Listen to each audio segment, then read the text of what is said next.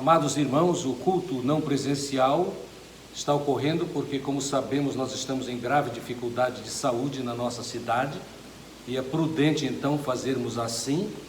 A nossa igreja decidiu que durante todo o mês de janeiro nós não teremos cultos presenciais, mas dominicalmente o culto da manhã às 9h45 está sendo transmitido online às 9h45 da manhã, por meio do YouTube PIB Manaus. Continuemos orando uns pelos outros, a fim de que Deus continue nos abençoando e nos fortalecendo neste tempo de grave crise, não só na cidade, mas também nas nossas igrejas. Que Deus nos ajude e abençoe. Louvamos ao Senhor pelo privilégio de podermos louvar e engrandecer o nome do Senhor e aprender mais da sua palavra neste dia. Deus nos abençoe grandemente.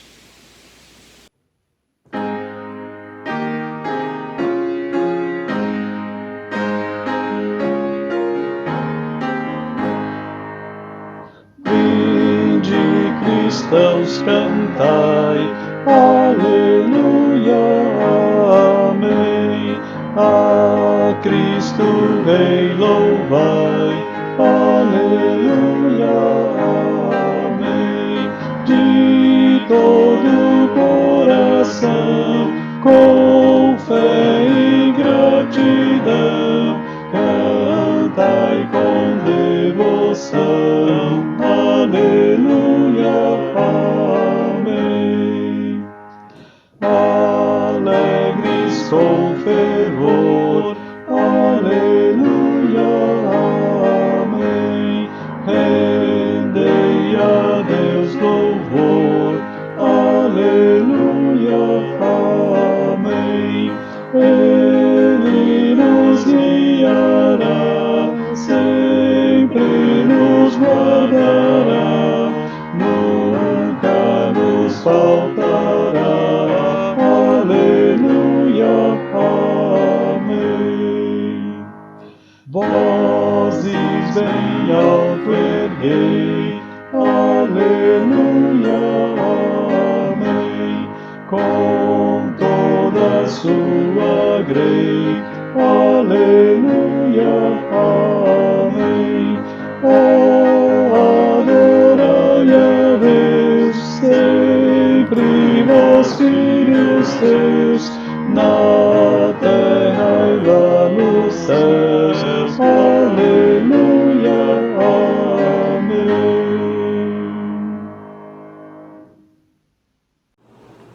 Oremos, irmãos. Soberano Deus, muito obrigado, Senhor, por mais esse dia que Tu acrescentas às nossas vidas. Nós somos extremamente gratos a Ti, Senhor, porque temos plena convicção de que Tu olha para nós, de que Tu cuida de nós, Pai. Nós Te amamos porque sabemos que Tu és o único bem que temos, Pai. Tu és o nosso Pai, cuidadoso, amoroso, aquele que perdoa as nossas faltas, imperfeições, os nossos medos, porque Tu sabe que somos pó, querido. Neste momento queremos dedicar este culto para a honra e glória do Teu nome e que tudo que seja realizado hoje, Senhor, Tu possa receber com a nossa adoração, receber, Senhor, com a nossa gratidão. Oramos agora firmados e agradecidos em nome do nosso Senhor e Salvador Jesus Cristo. Amém.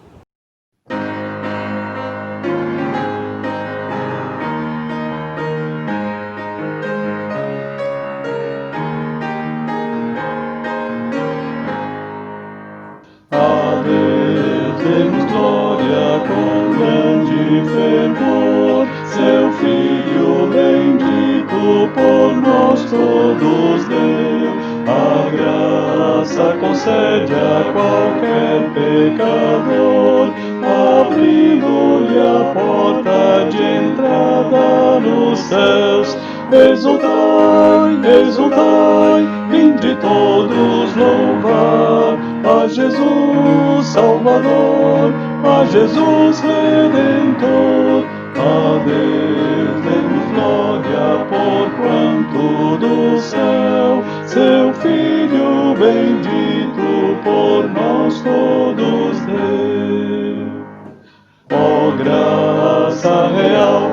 Foi assim que Jesus, morrendo, seu sangue por nós derramou. Herança nos céus com os santos em luz, comprou-nos Jesus, pois o preço pagou. Exultai, exultai, vim todos louvar a Jesus Salvador, a Jesus Redentor. A Deus demos glória, porquanto do céu seu Filho bendito por nós todos deu.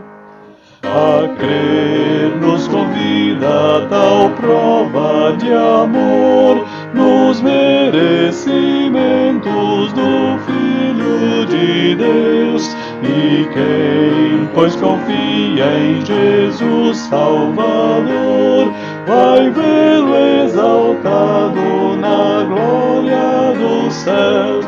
Exultai, exultai, vinde todos louvar a Jesus Salvador, a Jesus Redentor. A Deus demos glória, porquanto do céu seu Filho bendito por nós todos deu. A leitura bíblica está no Salmo 25, versos 12 a 22. Quem é o homem que teme o Senhor? O Senhor lhe ensinará o caminho que deve escolher. Ele viverá em prosperidade e sua descendência herdará a terra. O conselho do Senhor é para os que o temem, e ele lhes dá a conhecer a sua aliança. Meus olhos estão sempre atentos ao Senhor, pois ele tirará meus pés da armadilha. Olha para mim e tem misericórdia de mim, pois estou desamparado e aflito. Alivia as tribulações do meu coração, livra-me das minhas angústias. Atenta para minha dor e aflição, perdoa todos os meus pecados. Olha para meus inimigos, porque são muitos e me odeiam com ódio cruel. Protege minha vida e livra-me, que eu não me frustre, porque em ti me refugio. A integridade e a retidão me protejam, pois espero em ti. Ó Deus, redime Israel de todas as suas angústias. Amém.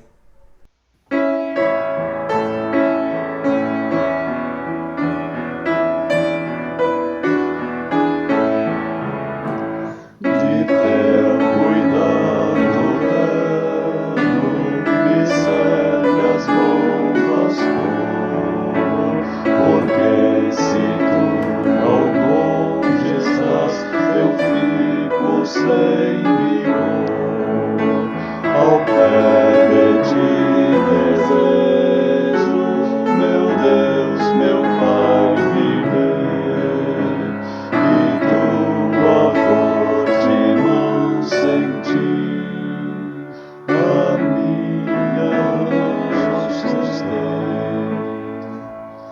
Tu és o meu amparo, meu guia é glória.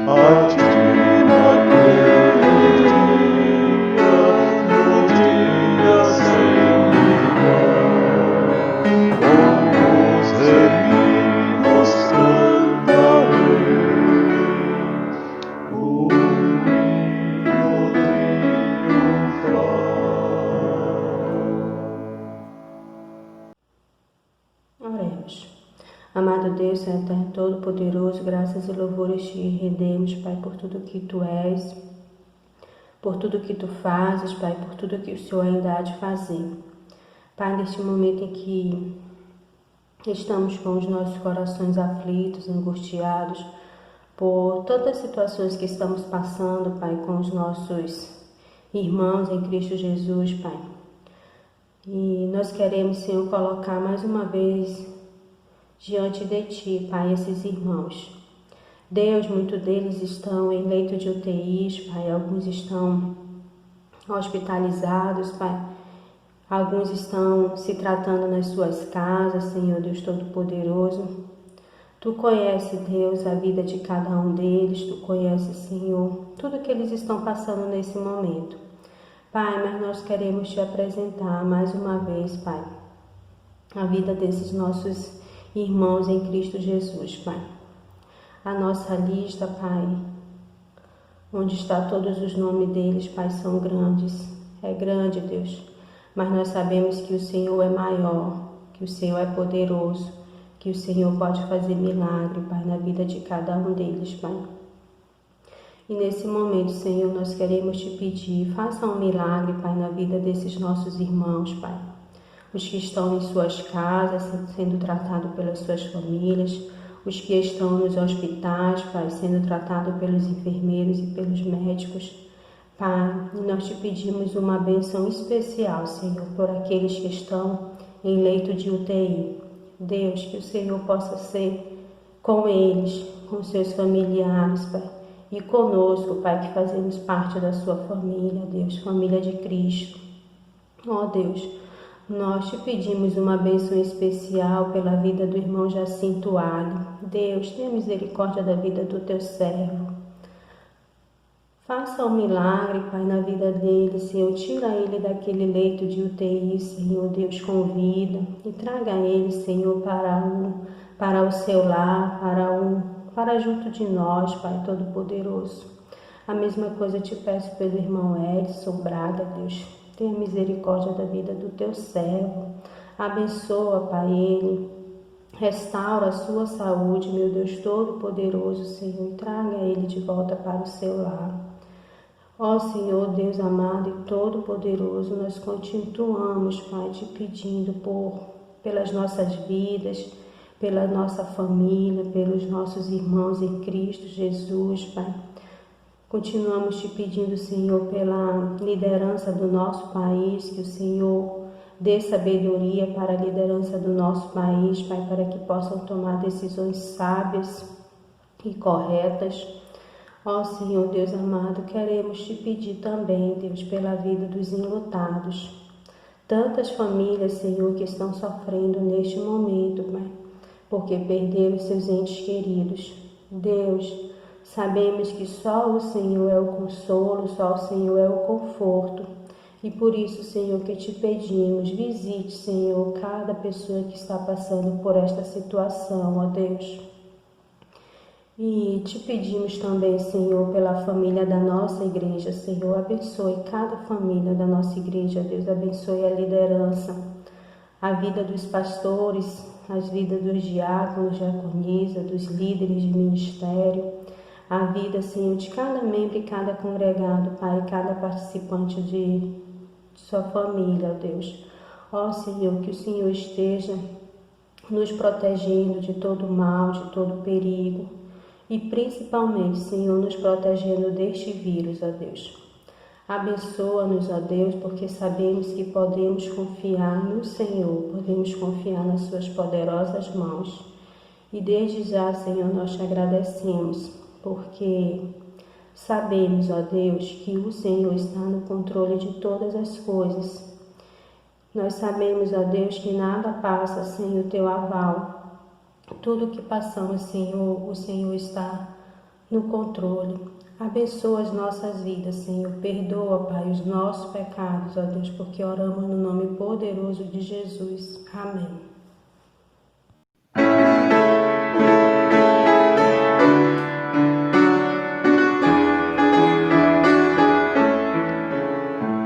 Quero ser um vaso de bênçãos e um vaso escolhido por Deus, para as novas levar aos perdidos, boas novas que vêm lá dos céus.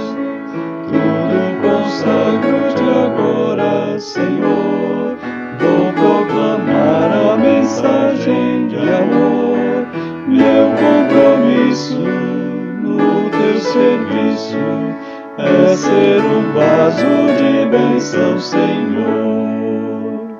Quero ser um vaso de bênção, cada dia desejo trazer todo aquele que vive culpado, o perdão de Jesus conhecer.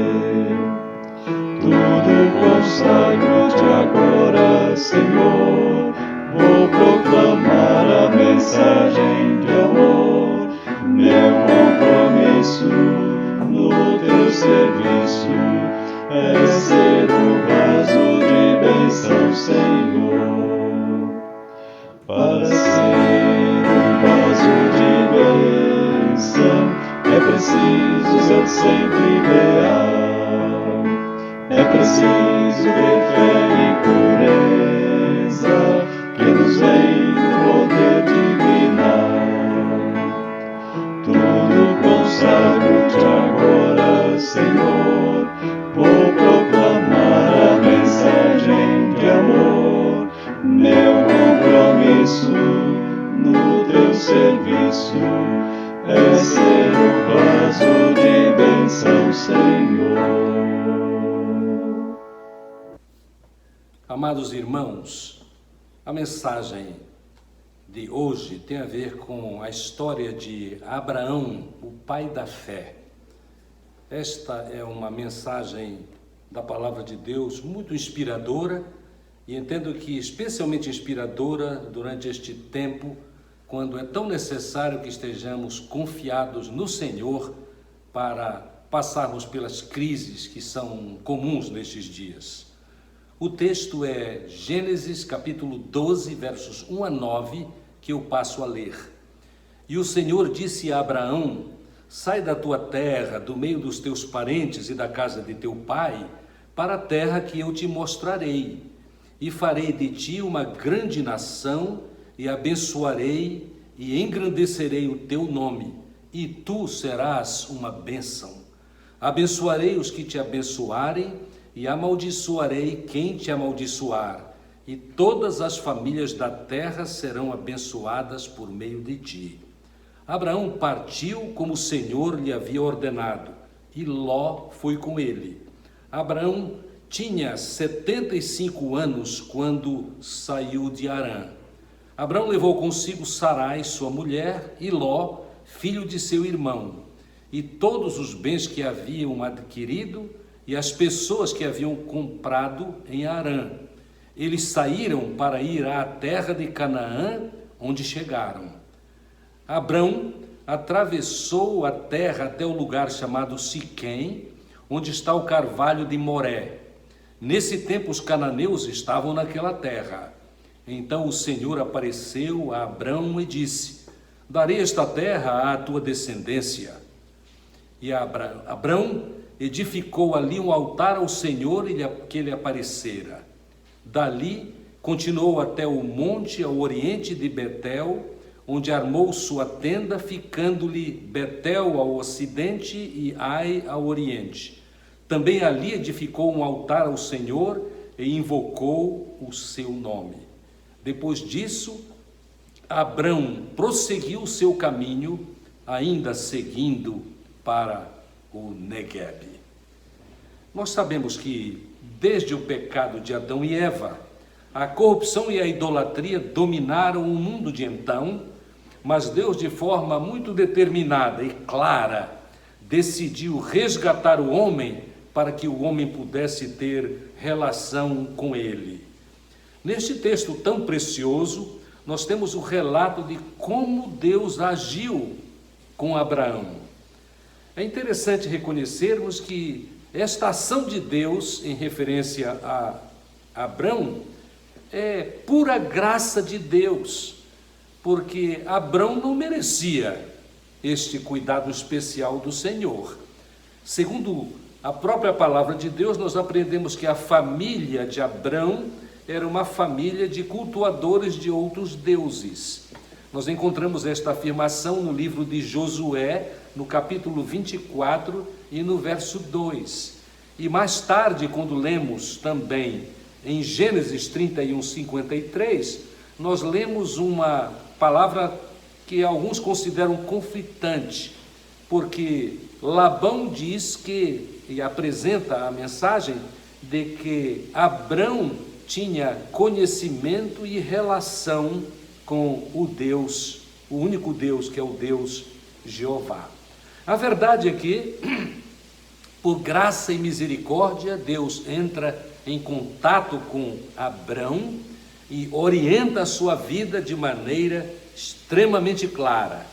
Ele diz: olha, sai da tua terra e da tua parentela e vai para a terra que te mostrarei. E Deus promete coisas muito especiais para Abrão. Por exemplo, nós lemos no texto que ele promete que fará de Abrão uma grande nação. Isto deve ter sido uma mensagem assim difícil de Abrão elaborar na sua mente, porque de fato ele não tinha nem filhos. Então, como ele seria o pai de uma grande nação? É interessante que o termo hebraico para esta nação é um termo que significa um conceito de unidade política, especificamente, e é a promessa: farei de ti uma grande nação. Também a promessa de Deus é que eu abençoarei e engrandecerei o teu nome. A ideia aqui é eu tornarei o teu nome muito reconhecido. Sabemos que, não há dúvida, Abrão é um nome muito reconhecido. Há 3 religiões, pelo menos, o têm em elevada estima: os muçulmanos, os judeus e os cristãos. Claro, nós aprendemos na própria palavra de Deus que Abrão é o pai da fé, e no sentido muito maior do que muitos imaginam. Então Deus faz promessas: uma grande nação, a bênção e engrandecimento do seu nome, mas também a proteção. A proteção nós encontramos na afirmação que aqueles que te abençoarem, eu abençoarei. Aqueles que te amaldiçoarem, eu amaldiçoarei. Mas ainda nós temos uma promessa maravilhosa, quando Deus disse: e em ti serão benditas todas as famílias da terra. Depois de ter ouvido estas promessas, após ter sido chamado por Deus para sair da sua terra e do meio da sua parentela para um lugar que ele não conhecia, o responso de Abraão é maravilhoso. Porque o responso de Abraão, segundo lemos no capítulo da fé, que é Hebreus 11, e precisamente no verso 8, nós aprendemos o seguinte: pela fé, Abraão obedeceu quando foi chamado, partindo para um lugar que receberia por herança, e partiu sem saber para onde ia.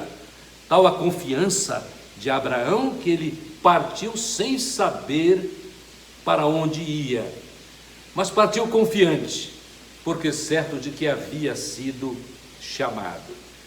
Pela fé ele fez assim. Uma das maiores definições e melhores definições de fé que nós temos é a definição de Hebreus no capítulo 1. Que definição preciosa, né? Hebreus capítulo 11, o mesmo capítulo e verso 1, que diz assim: a fé é a garantia do que se espera e a prova do que não se vê. Não dava nem para Abraão imaginar o que seria o seu futuro. E se tornou prática deste homem de fé, Abraão, esta obediência constante. A primeira afirmação, naturalmente, é que ele, chamado, partiu. Mas no capítulo 13, versos 17 e 18, nós aprendemos que, chamado, ele começou a peregrinação e percorreu a terra, parte da terra, vivendo em tendas, um verdadeiro peregrino. E no capítulo 17 de Gênesis, versos 7 a 12 e 27, nós aprendemos que pela fé e obediência ao que tinha sido o chamado de Deus para a sua vida, ele cumpriu o ritual da aliança que Deus fez com ele, o ritual da circuncisão do sexo masculino, obviamente. É interessante reconhecermos que Deus se agrada da obediência do homem. Deus se agrada da obediência do homem. Neste tempo de tanta desobediência a Deus, é bom nós lembrarmos isto, para sermos inspirados, para alegrarmos o nosso Deus. No capítulo 15 de 1 Samuel, e no verso 22, nós temos esta palavra, que é a palavra de Samuel para Saul, que havia desobedecido ao Senhor, e imaginado que porque ter sacrificado, ou estar pronto para sacrificar para Deus, estava tudo resolvido. A palavra de Samuel é esta: por acaso o Senhor tem tanto prazer em holocaustos e sacrifícios, isto é, em rituais, quanto em que se obedeça a sua voz? Obedecer é melhor que oferecer sacrifícios, e o atender, o obedecer, é melhor do que a gordura de carneiros. Obedecer, amados, é um grande desafio. No caso de Abraão, é um desafio muito grande. Nós devemos pensar que Abraão continuou obedecendo a Deus sem necessariamente o apoio familiar, porque ele, obediente, saiu do meio dos seus. Muitas vezes, na presença daqueles que nos querem bem, nós somos inspirados a viver e fazer o que é melhor. Nós notamos também que, enquanto ele peregrinava no meio daqueles outros habitantes de Canaã, que ele encontrou lugar ocupado, sem dúvida, nós vemos que no meio das outras culturas, o desafio era permanecer fiel a Deus e aos seus princípios, já recebidos do próprio Deus. E no meio deles, no meio de toda aquela dificuldade, Abraão continuava cumprindo ordens superiores, a orientação do seu próprio Deus. Convenhamos que a obediência a Deus sempre terá um alto preço, exige muita renúncia. Foi assim para Abraão e é assim para nós que somos seguidores do Senhor Jesus Cristo neste tempo desafiador. Tanto é que em Lucas, no capítulo 14, versos 25 e 26, nós temos uma palavra de Jesus Cristo que é muito interessante. Ele disse assim, quando começou a contar a parábola acerca da renúncia, uma grande multidão o acompanhava e ele, voltando-se na direção dela, disse: se alguém quer vir a mim e amar pai e mãe, mulher e filhos, irmãos e irmãs, e até a própria vida mais do que a mim, não pode ser meu discípulo. Quem não leva a sua cruz e não me segue, não pode ser meu discípulo. É importantíssimo reconhecer esta verdade a respeito da obediência. Na obediência, nós somos exigidos. Um grande cristão do passado, Dietrich Bonhoeffer, ele tem um livro muito importante que é chamado As Cartas da Prisão, e nas Cartas da Prisão ele chama atenção para o sofrimento do homem que é cristão. E ele tem uma afirmação que vem sempre à minha mente.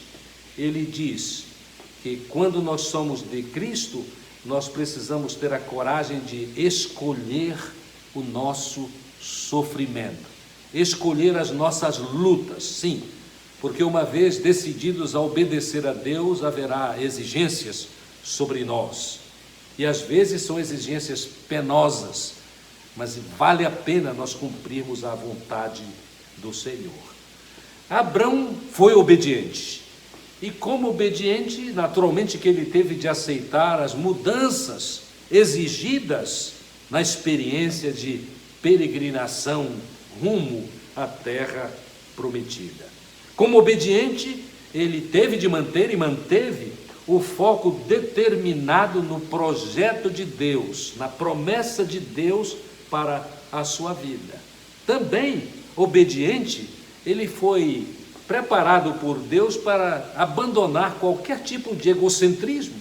Nós notamos, por exemplo, que o caráter dele foi tão burilado por Deus, nesta caminhada com Deus, rumo à terra prometida, que quando houve aquela grande tensão entre os auxiliares do seu sobrinho Ló, por causa dos rebanhos que eram grandes e que começou a haver interferência entre os rebanhos de Abrão e os rebanhos de Ló, a maneira como Abrão agiu é uma maneira muito especial de quem de fato confia em Deus e se propõe inclusive a resolver problemas de maneira salutar. É exatamente assim que Abrão fez. No capítulo 13 de Gênesis, a partir do verso 6, nós lemos assim: a terra não podia sustentá-los habitando juntos. Como os seus bens eram muitos e não podiam habitar juntos. Por isso houve um desentendimento entre os pastores dos rebanhos de Abrão e os pastores dos rebanhos de Ló. Nessa época, os cananeus e perizeus habitavam aquela terra. E Abrão disse a Ló: não haja desentendimento entre mim e ti, nem entre meus pastores e teus pastores, pois nós somos irmãos.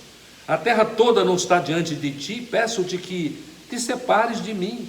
Se escolheres a esquerda, irei para a direita. Se escolheres a direita, eu irei para a esquerda. Então Ló levantou os olhos e viu todo o vale do Jordão, todo bem regado, até chegar a Zoar, antes de o Senhor destruir Sodoma e Gomorra, como o jardim do Senhor, como a terra do Egito. E Ló escolheu para si todo o vale do Jordão e partiu para o Oriente.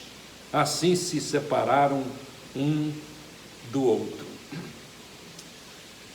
Abrão tinha aprendido tantas coisas maravilhosas, tinha aprendido especialmente a confiar no Senhor, e confiado no Senhor, ele resolveu assim, com tanta magnitude, permitir ao seu sobrinho Ló que escolhesse para o terreno que pretendia adquirir ou permanecer nele.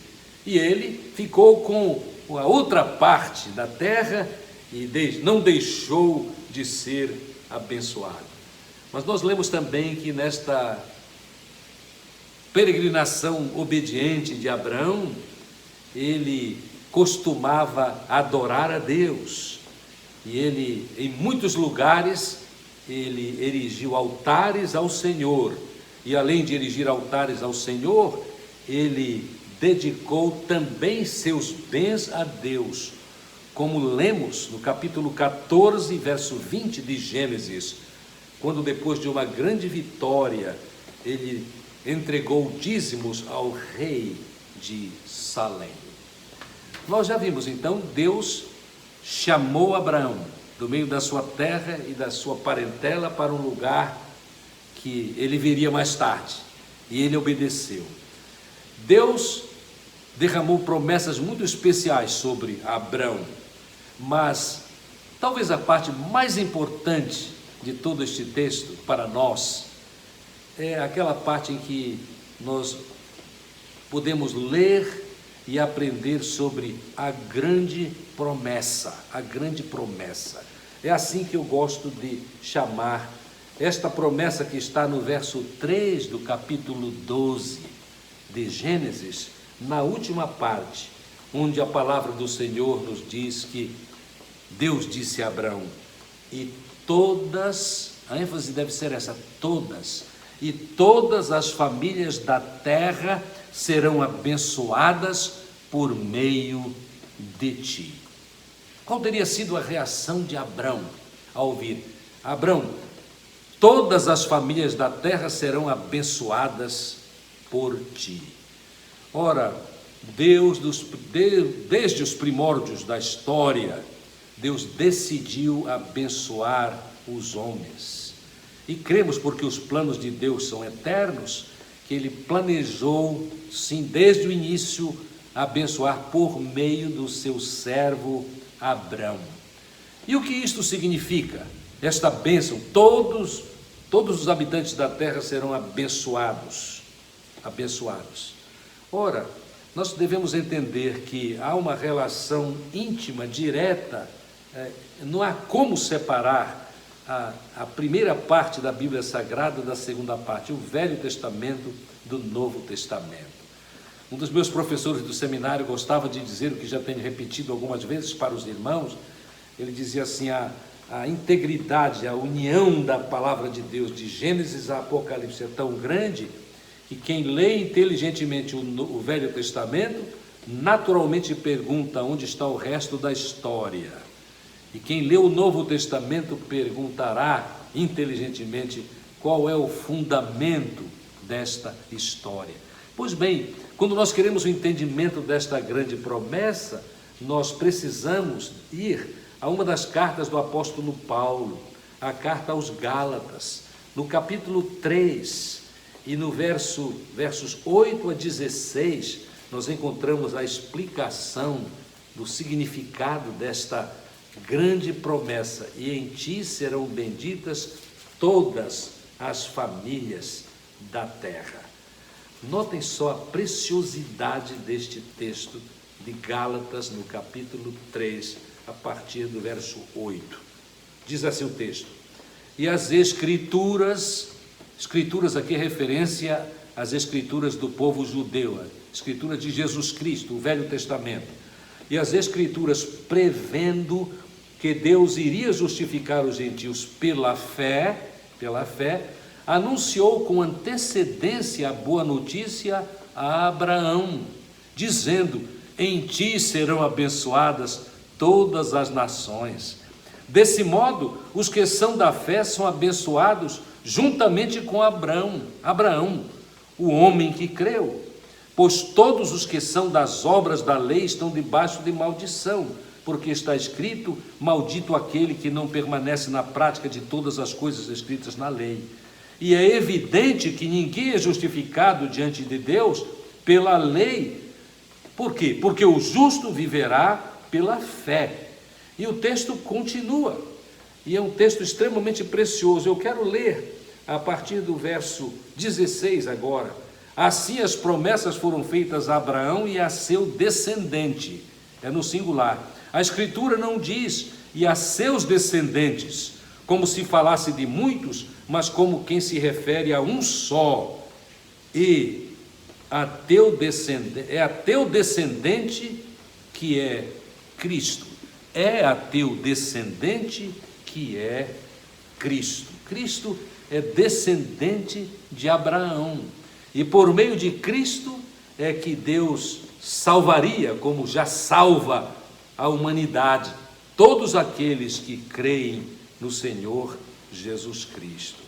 Ora, Deus é tão maravilhoso que tem acrescentado a nós a condição de ter fé, ter certeza, aceitar esta garantia de que o Salvador Jesus, o Filho de Deus, o Messias prometido, viveu, morreu e ressuscitou para que todos os que cremos experimentemos a glória incomparável da vida abundante que Deus nos dá aqui, mas que também é abundante eternamente.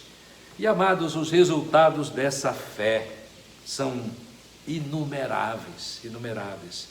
Nas Escrituras Sagradas nós temos listas muito especiais, textos muito especiais a respeito das bênçãos de ter essa fé em Jesus Cristo como único e suficiente Salvador. Mas o texto que encontramos em 2 Coríntios, no capítulo 4, e a partir do verso 16, é importantíssimo para nós, especialmente no nosso contexto de vida, nestes dias penosos, mas dias em que nós sentimos a presença e os cuidados do Senhor, porque o apóstolo Paulo escreveu em 2 Coríntios 4, 16 em diante o seguinte: por isso não nos desanimamos, ainda que o nosso exterior esteja se desgastando e o nosso interior está sendo renovado todos os dias, pois a nossa tribulação leve e passageira produz para nós uma glória incomparável de valor eterno, pois não fixamos o olhar nas coisas visíveis, mas naquelas que não se veem, pois as visíveis são temporárias, ao passo que as que não se veem são eternas. Amados, reconheçamos, nós como Abrão, a caminho de Canaã, nós também estamos em uma peregrinação. E nesta peregrinação que experimentamos, temos muitas tensões e muitos desafios.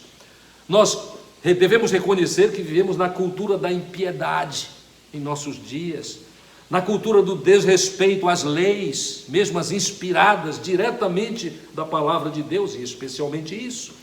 Nós vivemos na cultura da mentira, a cultura da violência contra muitos, mas especialmente contra os fracos.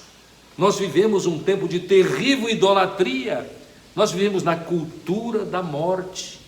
E assim é que nós temos nesta cultura muitos desgastes, muitas tensões. Mas a palavra de Deus nos diz com clareza que mesmo no meio das tensões, nós devemos estar lembrados de que pela fé em Deus e na pessoa de Jesus Cristo, nós temos nos ajudando o próprio Espírito Santo de Deus.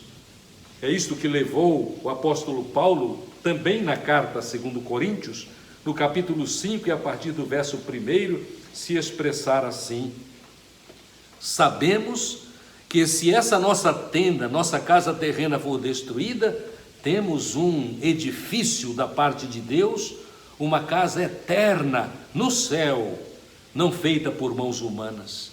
Enquanto estamos nessa tenda, gememos, desejando ser revestidos da nossa habitação celestial, pois se de fato estivermos vestidos, não seremos achados despidos, porque enquanto estamos nessa tenda, gememos, somos afligidos, pois não queremos ser despidos, mas sim revestidos, para que aquilo que é mortal seja absorvido pela vida. Foi Deus mesmo quem nos preparou para isso, e deu-nos o Espírito, é o Espírito Santo, como garantia. Portanto, estamos sempre confiantes, sabendo que enquanto presentes no corpo, estamos ausentes do Senhor, porque vivemos pela fé e não pelo que vemos. Por certo, somos inspirados pelo pai da fé, Abraão, para vivermos assim, pois vale a pena viver pela fé. E é necessário vivermos pela fé, porque nós não sabemos nem sobre o dia de amanhã. Devemos pensar agora na experiência de Abraão quando chamado da sua terra e da sua parentela para o lugar onde Deus ia enviá-lo, né? Ele também não sabia. O texto de Hebreus dizia, ele não sabia para onde ele ia. Mas como Abraão, nós hoje sabemos quem está conosco. Nós devemos reconhecer esta grande verdade e devemos procurar obedecer às ordens deste que está conosco, o próprio Senhor Deus. Ele que continua fiel cumpridor de todas as suas promessas. Vamos recordar o que este texto nos disse. O texto nos apresentou a Abraão, o pai da fé. Ele foi chamado, e chamado ele obedeceu a Deus. Ele recebeu do Senhor Deus muitas promessas, mas as promessas culminaram com esta, onde eu afirmei, é verdade bíblica, e em ti serão benditas todas as famílias da terra. Porque Abraão creu e porque Deus se alegrou com ele nesta confiança, Deus continua abençoando todos aqueles que continuam a ouvir a palavra do Evangelho, a confiar em Jesus Cristo como seu único e suficiente Salvador.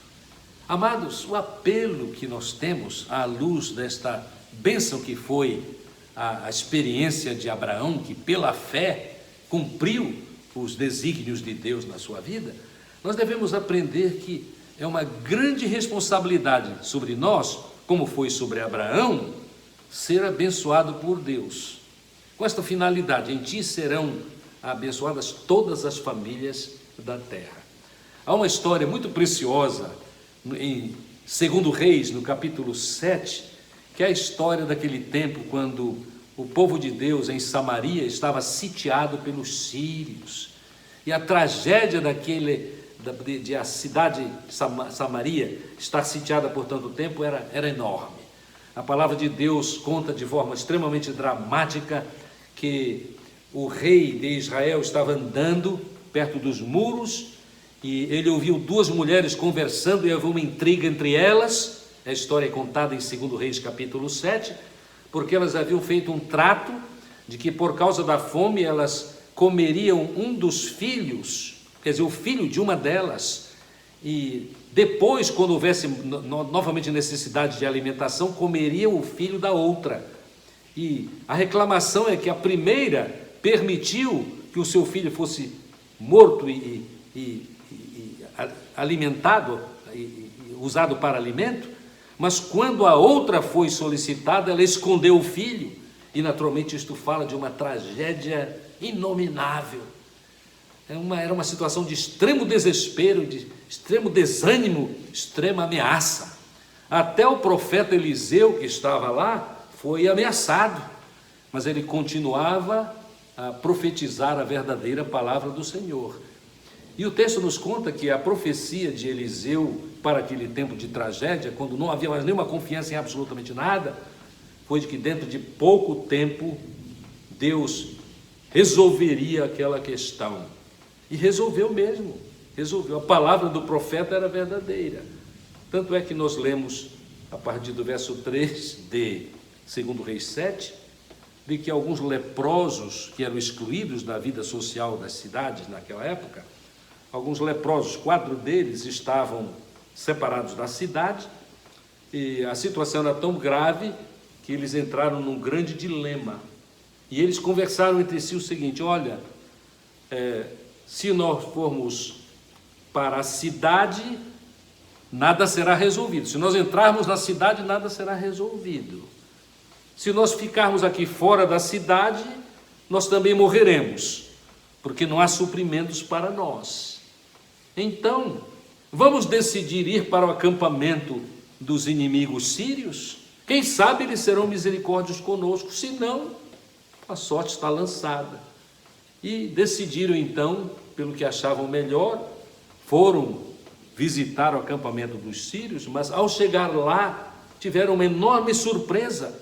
Não havia ninguém no acampamento, ninguém no acampamento. Eles, naturalmente, sem entender o que havia ocorrido, mas já que não estavam lá, eles entraram, se alimentaram, naturalmente comeram e beberam, mas acordaram para uma grande responsabilidade, dizendo: este é um tempo muito especial. Nós precisamos comunicar esta bênção de que a cidade de Samaria não está mais sitiada e de que há bastante alimento, É muito interessante este texto, porque nos deve levar a pensar que nós vivemos num tempo muito especial, quando muitos há no mundo e mesmo à nossa volta que não tem nenhuma confiança de solução para os seus problemas, os mais variados, todos eles originados na falta de Deus, falta da pessoa de Jesus Cristo, do poder do Espírito Santo em suas vidas. Nós conhecemos a verdade,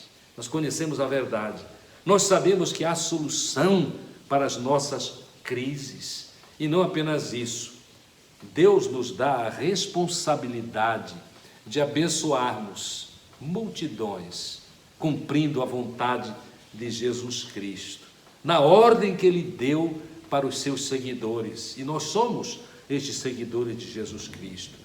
Eu me refiro ao maravilhoso texto que está em Marcos, no capítulo 16, onde a palavra de Deus nos diz: indo, é de Jesus, indo, pregai o Evangelho, pregai a boa nova a todos. Façamos assim. É nossa responsabilidade fazer isso. Há um sentido em que, naturalmente que o sentido, a aplicação deve ser relativa. Nós entendemos o lugar especial de Abraão, o pai da fé, mas devemos igualmente lembrar e reconhecer o tempo maravilhoso em que vivemos. Tempo maravilhoso e especial para cumprirmos a vontade de Deus, pregando o Evangelho, levando o conhecimento da salvação a muitos. E em um certo sentido pode ser aplicado à minha vida e à sua vida. E em ti e em mim serão benditas muitas famílias da terra. Deus seja louvado no cumprimento de cada um de nós desta nobilíssima missão. Amém. Graças a Deus pela vida de Abraão, o pai da fé.